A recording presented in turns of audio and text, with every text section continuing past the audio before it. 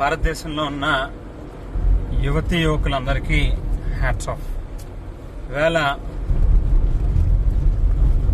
భారతదేశంలో ఉన్న ప్రజాస్వామ్య రాజ్యాంగాన్ని అనుసరించి ఏ ప్రభుత్వం అయినా కూడా ఖచ్చితంగా పనిచేయాలి.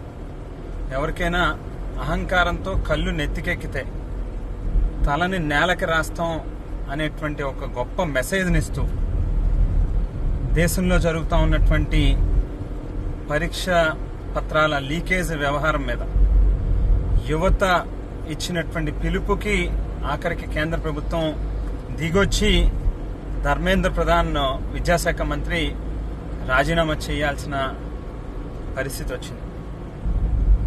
ఈవేళ ఆంధ్ర రాష్ట్రంలో డిఎస్సి పరీక్షలకి సంబంధించి కూడా ఏదైతే అవకతవకలు జరిగినాయో ఖచ్చితంగా ఆంధ్రప్రదేశ్ రాష్ట్ర విద్యాశాఖ మంత్రి నారా లోకేష్ కూడా ధర్మేంద్ర ప్రధాన్ గారిని ఈవేళ ఆదర్శంగా తీసుకుని కేంద్ర ప్రభుత్వాన్ని అనుసరిస్తూ మీరు కూడా ఆ ప్రభుత్వంలో భాగస్వాములు కాబట్టి డిఎస్సిలో జరిగినటువంటి తప్పిదాలకి బాధ్యత వహిస్తూ తక్షణమే విద్యాశాఖ మంత్రిగా మీరు కూడా రాజీనామా చేయాలి అని చెప్పి డిమాండ్ చేస్తూ ఉన్నాం.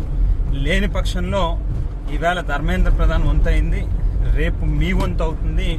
రాష్ట్ర యువత తాలూకా ఆగ్రహానికి మీరు కూడా ఖచ్చితంగా బలవ్వాల్సిన పరిస్థితి వస్తుంది అనేటువంటిది గుర్తుపెట్టుకుని తక్షణమే రాజీనామా చేయాలని చెప్పి డిమాండ్ చేస్తూ ఉన్నాం.